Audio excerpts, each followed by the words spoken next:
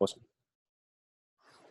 Okay, so welcome back to the Man That Can project. I think it's, Friday the 15th here in Australia, and you're still Thursday the 14th, Scott, over in central London. So thanks so much for joining me. So guys, today I'm really excited to have Scott joining us, like I said, from central London, 28 years young. We're both the same age, but like we were just joking about before, I look about 40 years older. So we're fortunate enough to connect through social media, which is one of the reasons why I love social media. Obviously, there's mixed reviews about it, but you get to connect with incredible people doing incredible things from all, over the world, which is, what I really, really love about it. So Scott is running a page called The Boy Who Drank Too Much, which is also then, documenting his journey into sobriety. And as a result of that, he started empowering and inspiring men, and I'm sure a lot of females as well, all around the world, which has enabled him to be a co-founder of a non-for-profit. Now, what's the name of your non-for-profit? Sorry, Scotty. It's called the Sober Millennials.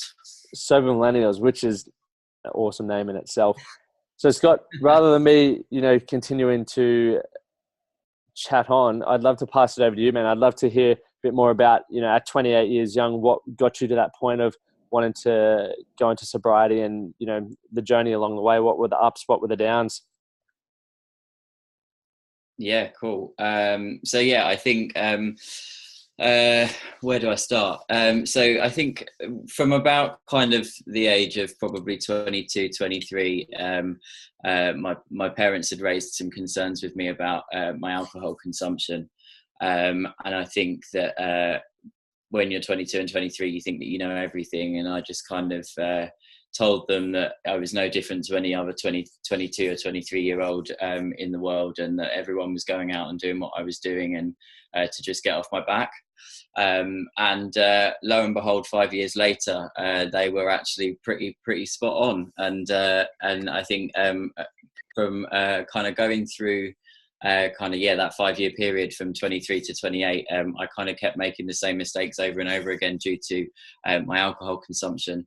And they varied. I mean, there was a big impact, I would say, on my work and my professional life.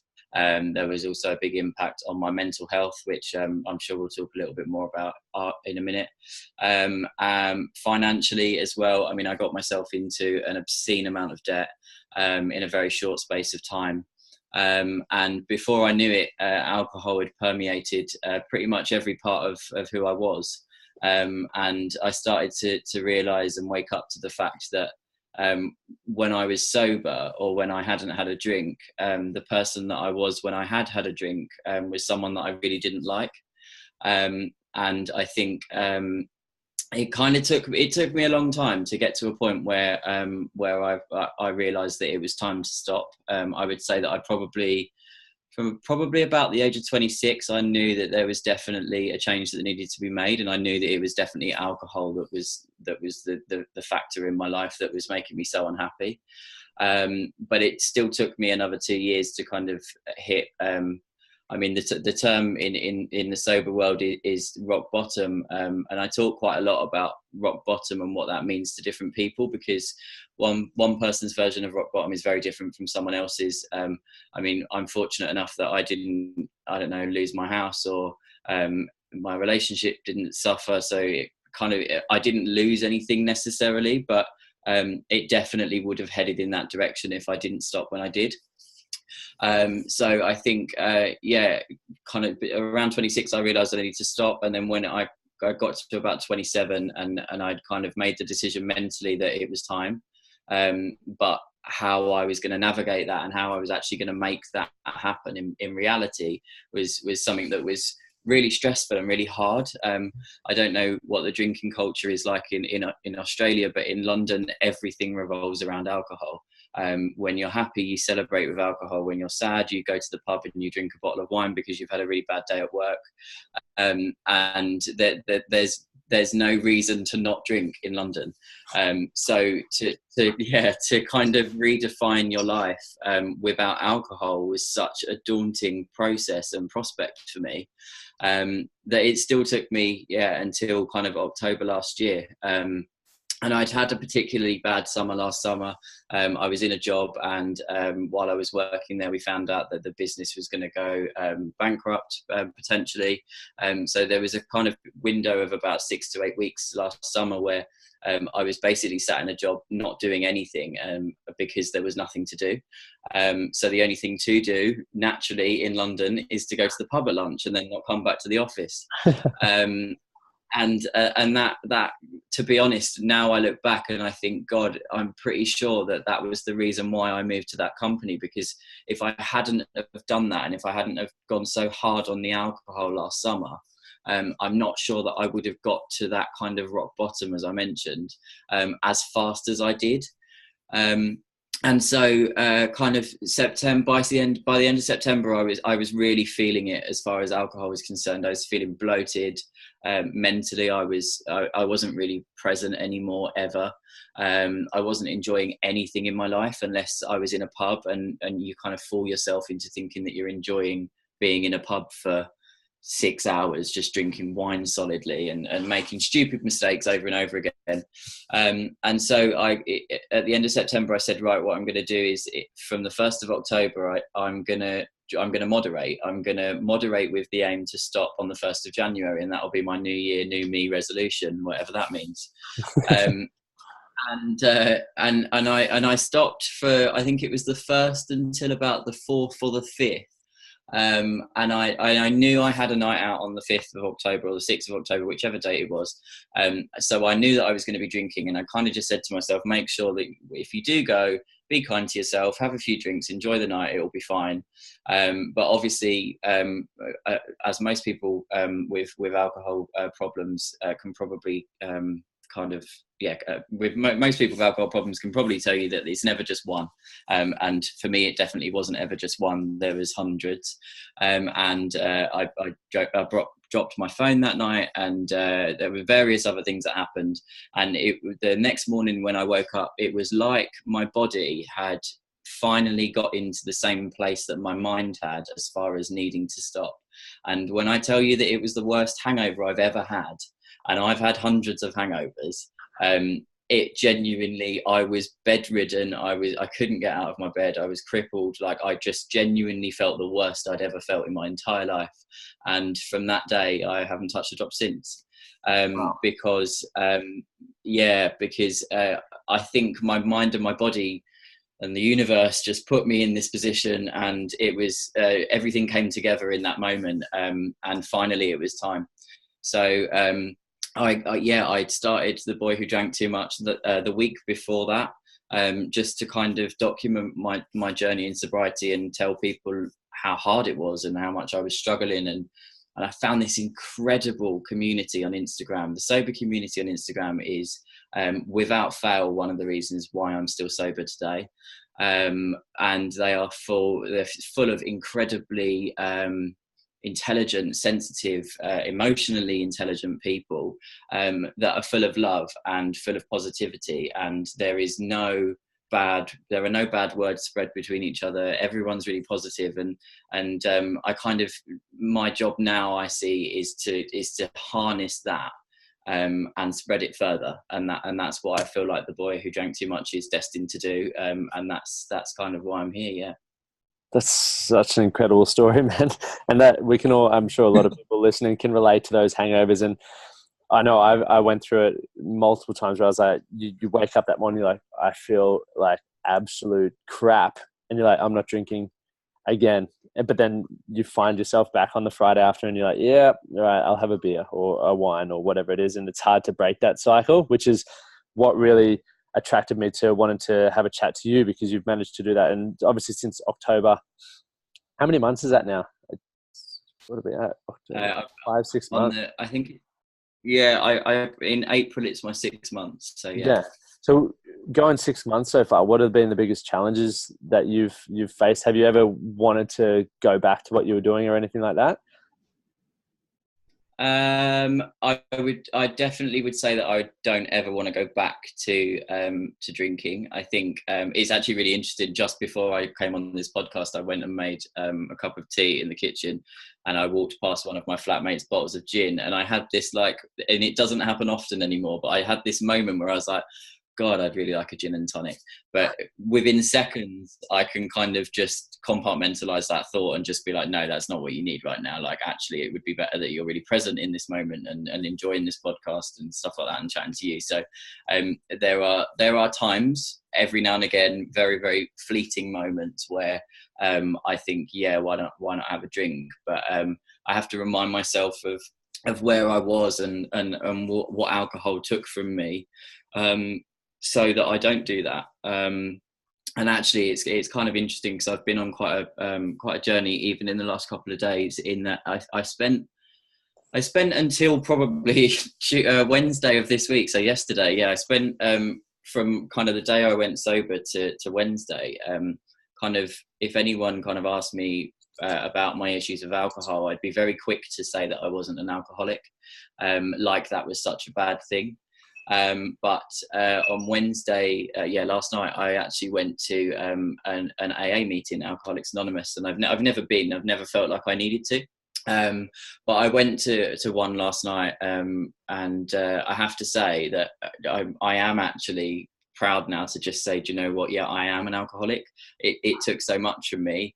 I wasn't the kind of person that was drinking in the morning or drinking during work, but when you add up everything that it took from me, I did have a very, very clear problem with alcohol. So if that makes me an alcoholic, then do you know what? I'll wear that badge proudly because I know that it's not something that I want to do again. I think that's a good point. Like, so many people, especially men, assume that you're only an alcoholic if you're drinking from 5 a.m. in the morning right through, like around the clock. But there's, they talk about binge drinkings having more than, 4 or 5 standard drinks or something like that. And it's like, Australia, I know a lot of my English mates, one of my best mates is English. He loves a good beer, but he's noticed since he's moved over here from the UK, he doesn't drink anywhere near as much because it's like, there's obviously many environmental impacts that make you, like, the weather's not as awesome as it is here all the time. So I was like, let's just go to the pub. And like you said, all these things directing you towards the pub, which make it challenging. Like, do you find there are any social pressures that you're faced with in terms of, the drinking now that you're not? Like, do you feel pressured, from social peer groups to get back on the bottle? Do you know what? I think this is a really interesting one because I'm really fortunate in that I've always had a really close group of friends, and I've had them. They're all. I've had them all for a really long time. So a lot of people always ask me if I lost any friends from choosing to go sober, and the answer to that is no, which I'm really pleased about, thankfully. Yep.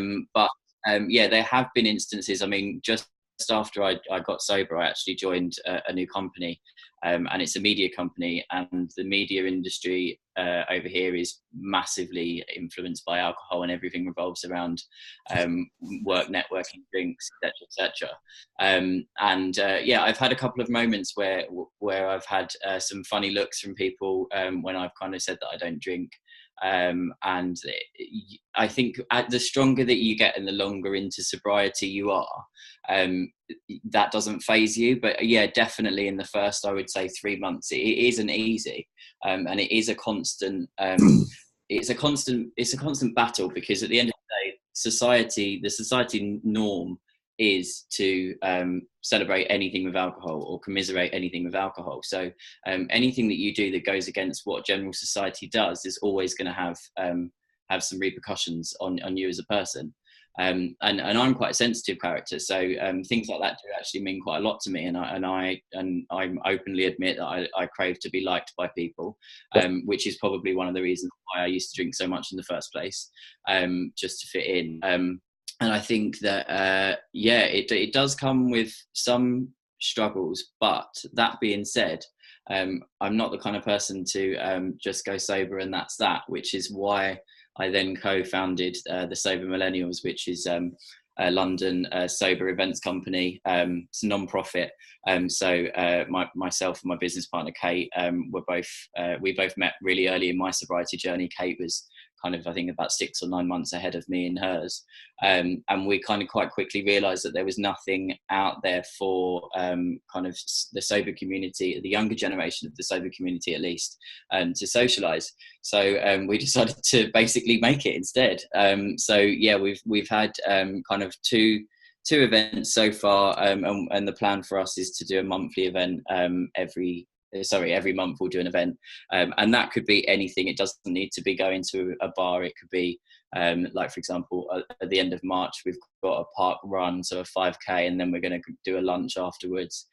We want to do like a theme park trip, and just kind of just show that you don't need to have a drink to socialize, and also to connect people, because I know that some people find it really isolating and lonely. I'm quite fortunate because I live in central London, and as I said, I've got a good network of friends, and they support my decision, so it's not been an issue. But there are people that, when they do give up alcohol, find that they do lose their friends, because a lot of your friends associate you with alcohol, and if you're not that person anymore, then you're not anything to them. So the Sober Millennials our aim is basically to help people connect and stay sober. That's incredible. That's so cool that you guys put it straight into action rather than just being like, yeah, well, this is a decision. But I think it also helps you stay accountable as well. Do you find that it's definitely helped with that? Yeah, I think, I talk about it quite a lot, actually. The Boy Who Drank Too Much, the Instagram account, to be honest, like I said a minute ago, if I didn't have that, I don't think I would be where I am now. And as I said, it started out as a page for me to just document my sobriety and kind of just share thoughts and feelings with the rest of the sober community. But kind of, I'd probably say around 4 or 5 months in, when I really started to come into my own and realize that this was the life that I was supposed to be living, one that was alcohol free. The amount of like DMs and comments and stuff that I've been getting from all over the world, from people asking for advice and support, and I just want to put a disclaimer out there. I by no means am an expert, and I'm not a counsellor. So if anyone does ever come to me and it's kind of quite a serious issue, I'll always say, please go to a doctor first, or if you need a counsellor, please go and seek that advice. But I will always share my experience in the hope that will help other people. And I've had so many people that have messaged me and like recently and said, thank you for your account. Like it helped me see the good side of sobriety, but also the bad side. So I try to share a balance, because I'm conscious that sometimes if you share all of the positives, it can almost look a bit not real. Yeah. And that's really not what this is about for me. And like you said at the beginning, there are some downsides to social media that I absolutely agree with. I don't agree with them.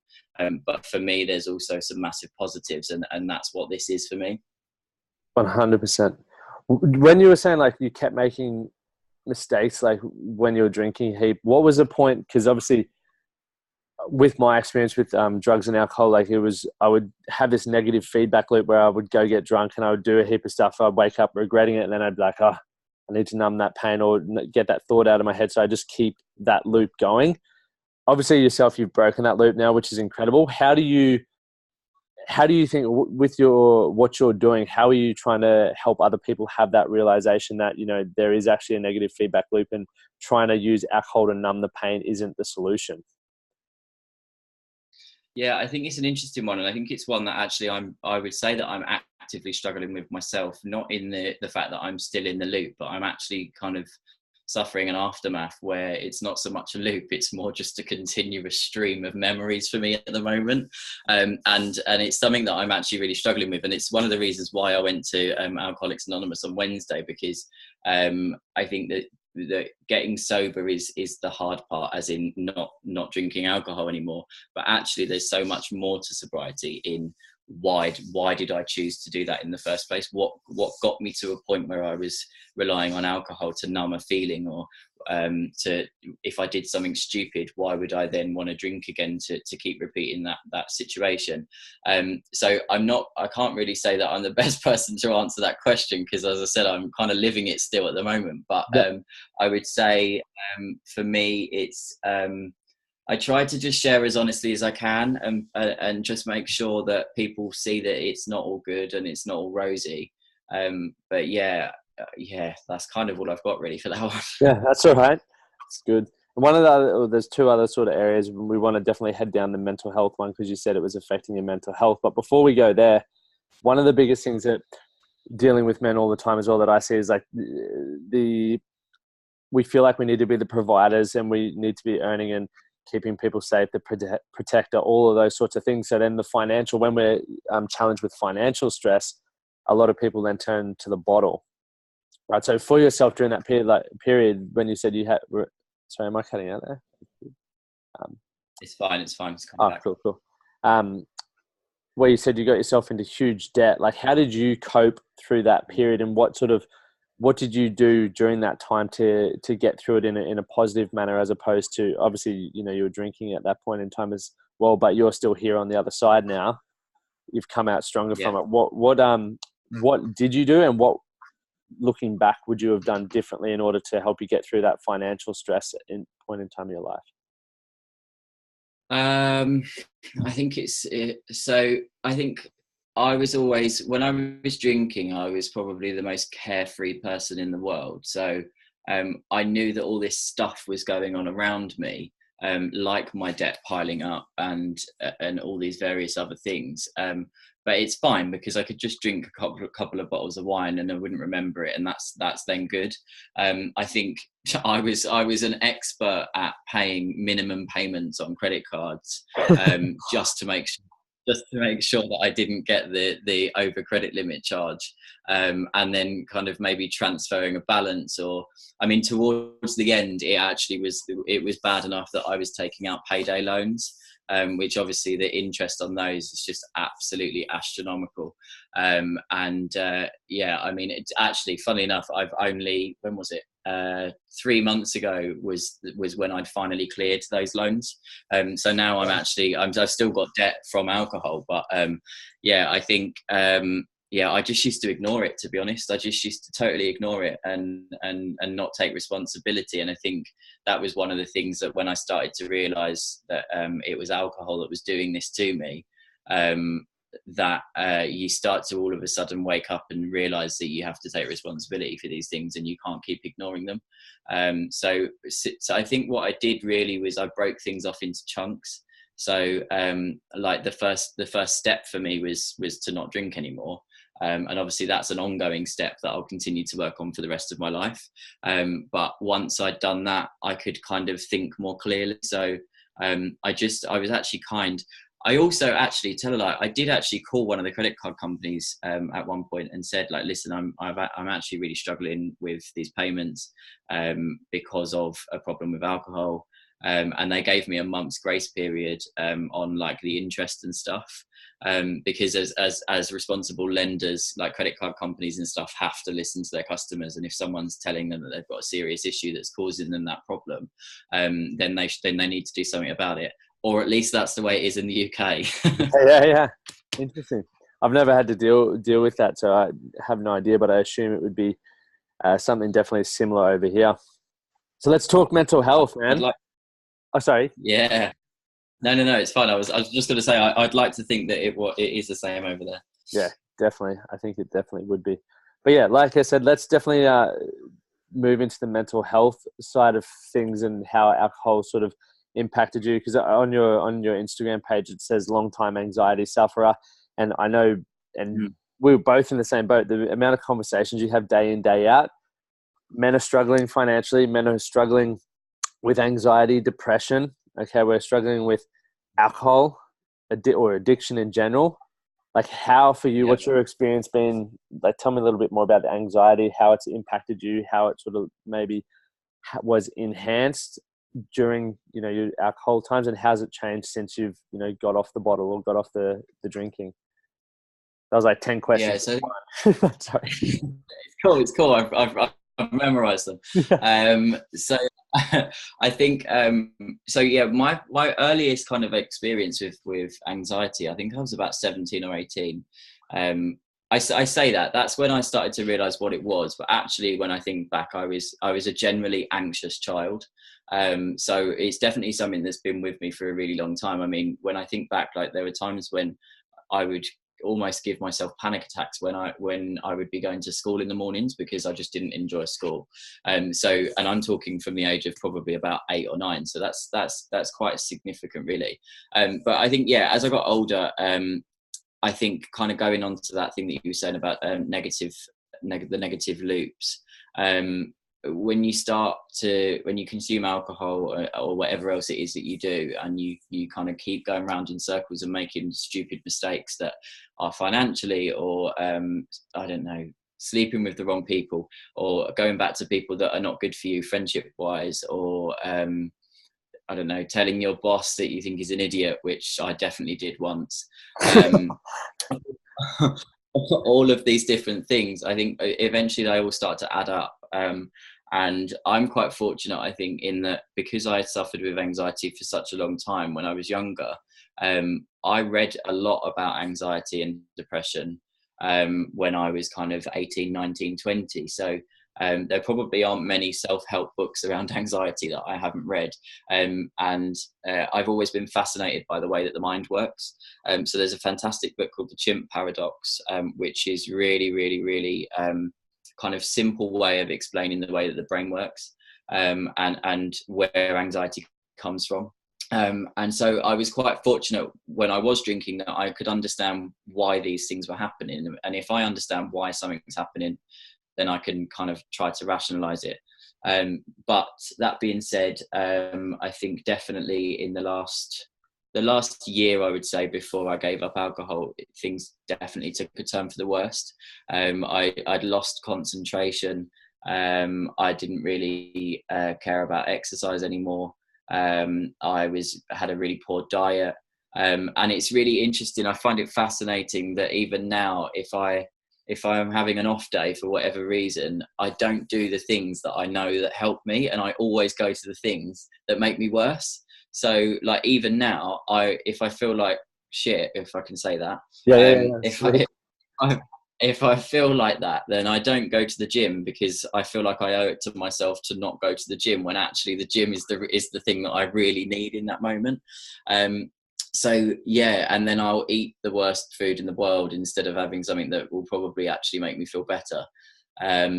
So yeah, does that answer those questions? Yeah, 100%. I think you were sort of leading to something as well around, like, you know, doing the things that we know can help us get through those challenging times. And I think it's important. Everyone's different, so different things work for different people, but understanding what are the fundamental things you can do in order to get out of that rut, or, you know, obviously if you've got some form of addiction, how you can not tempt yourself with, you know, going back to where you were. So I spoke about it last night. We had a men's support group talk, and people don't have the routines in place when their life's going well, so that when it turns to shit, they still don't have any foundation. So when life is going well, so anyone who's listening or watching this, if your life's awesome, make sure you've got some fundamental things that sort of get you primed to be fulfilled, focused, driven, whatever it is you're looking to get out of your life, so that if things do take a turn for the worst, you can still focus on them.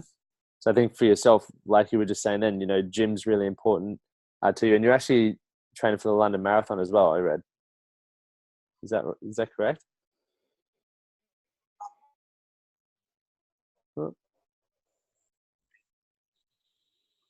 You there? Sorry, I think my internet connection went poor. Yeah, it's you're back. Yeah, you're back now. Where do I go missing? I heard the word marathon. Yeah, so I read your. Sorry, guys, this is Australian internet. It doesn't make it all the way over from the US and the UK, so sometimes we cut out, but that's real life. So I'm not going to edit it. Yeah, you're training for the London Marathon at the moment. So is that what's the reason behind that? Yeah, to be honest, I actually got into this by accident. So I joined a new company, and I was at the corporate induction, and I wasn't really listening properly. And they had said a sentence that I didn't hear, which was basically, we have marathon places left, and I didn't hear that sentence, and I just heard the sentence after that where they said, is anyone a runner? So I put my hand up. And then before I knew it, I'd kind of accidentally signed myself up for the London Marathon. Luckily, I do like running, and it is for a really good charity. So yeah, yeah, bit of an accident, but I'm going to do it nevertheless. That's awesome, man. That's a good way to get involved in it then. A good accident to happen. So one of Yeah, definitely. the final things we'll touch on, and I really loved about what you said, and fortunately you were educating yourself on anxiety and depression and things like that. I feel there's so many people, and I know from my own experience, there was a lot of the time, and before I hit rock bottom, where I wanted to be able to blame people, things, everything for why my life wasn't going well. And the moment that I took responsibility and was like, okay, I can admit to having this problem, whatever it may be. Now I need to educate myself to find out how, or educate myself and try different things to see what's going to work for me. So many men out there are, first of all, we're ashamed to admit we've got problems, whether it's around alcohol addiction, because you said over in the UK, there's a huge stigma around it. The same here in Australia, I imagine, same with depression, anxiety. There's still this stigma around it, but one of the best things I did, and obviously yourself sitting there as well, was take responsibility, admit you've got a challenge or a problem or whatever you want to call it, and then start educating yourself on how to get around it. So I'll get these off you after, like a few books that you've read around depression, anxiety, and even some stuff around being an alcoholic. Like for those who are listening to this now and, you know, you feel you might have a alcoholic addiction or something like that, head over to Scott's page. Like there's so much, and I've got it open now, like so much incredible stuff on here, and it's lived experience as well, which makes it even better because I enjoy reading information, but when I get to hear from someone who's lived it, I just froth on it even more because I can relate and I can put myself in the situation. So for all the guys out there who are challenged with alcohol, and it is a big problem over here, I think in Australia as well, it's drugs and alcohol are you know, really a big part of why mental health, I believe, is at, you know, the staggering numbers it's at. But, you know, we've got incredible people on social media and real life, if you're lucky enough to be in London, that you can connect with and, you know, get involved with what Scott's doing. And hopefully get to extend your stuff over here to Australia and help out the people who are going through sobriety as well, and give them some other events to attend to as well. Yeah.